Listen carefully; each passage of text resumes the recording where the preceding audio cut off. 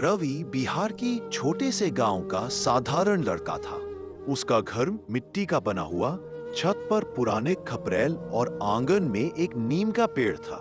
पिता किसान थे, जिनके पास अपनी जमीन भी पूरी नहीं थी।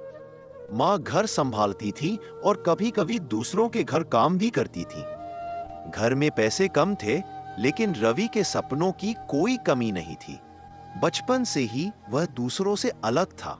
जब बाकी बच्चे गली में क्रिकेट या गुल्ली डंडा खेलते, रवि लकड़ी की बंदूक बनाता, सिर पर कागज का तिरंगा लगाता और छत पर खड़े होकर घोषणा करता, मैं एक दिन देश की हिफाजत करूंगा, सरहद पर जाकर तिरंगा लहराऊंगा।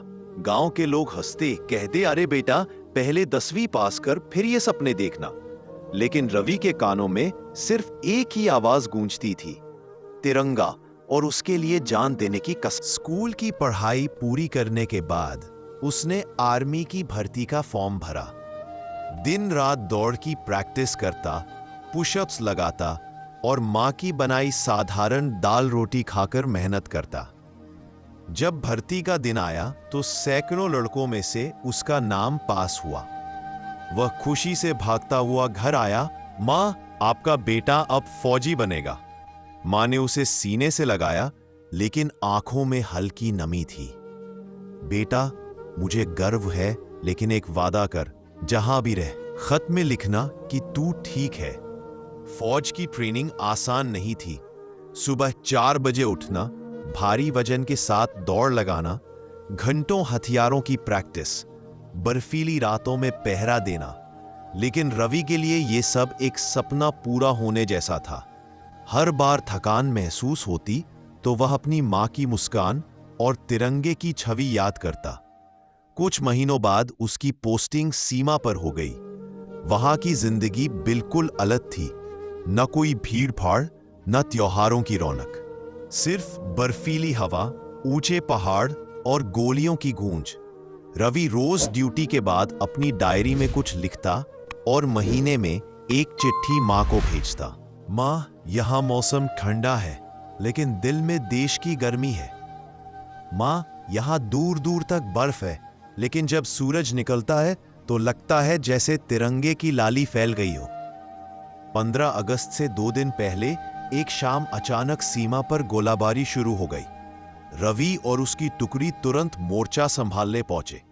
गोलियों की बरसात हो रही थी, चारों तरफ धुआं और धमाके थे। रवि ने बहादुरी से कई साथियों को सुरक्षित जगह पहुंचाया, लेकिन उसी दौरान एक गोली उसके सीने में आ लगी। वह जमीन पर गिरा, सांसें भारी हो गईं। दर्द असहनीय था, लेकिन आंखों में सिर्फ तिरंगा दिख रहा था। जेब से कागज और पेन निकाला और कांपते हाथों से अपनी आखिरी चिट्ठी लिखने लगा। प्यारी मां, अगर ये खत आपको मिले तो समझना आपका बेटा अपना वादा निभा गया। मां, मैंने तिरंगे की कसम खाई थी और आज मैंने उसे निभा दिया। आप रोइएगा मत, क्योंकि आपकी गोद ने एक वीर को जन्म दिया है। मां, जब 15 अगस्त को गांव में तिरंगा फहरे तो समझना कि आपका बेटा उसी तिरंगे की छांव में सो रहा है। मां, आप अपने गांव के बच्चों से कहना कि सपने बड़े देखो और देश से बढ़कर कोई नहीं। आपका बेटा रवि। कुछ दिनों बाद गांव में सेना की जीप आई।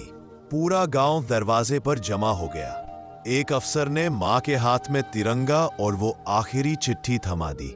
मां ने कांपते हाथों से खत खोला।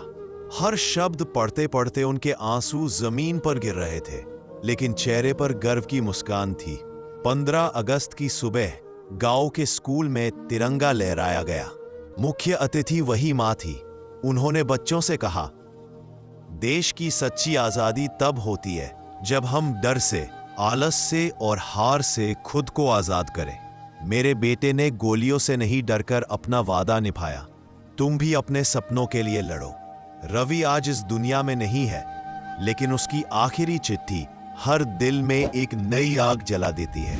15 अगस्त सिर्फ एक तारीख नहीं, ये याद दिलाती है कि आजादी हमें विरासत में मिली है और इसे संजोना हमारी जिम्मेदारी है। जय हिंद।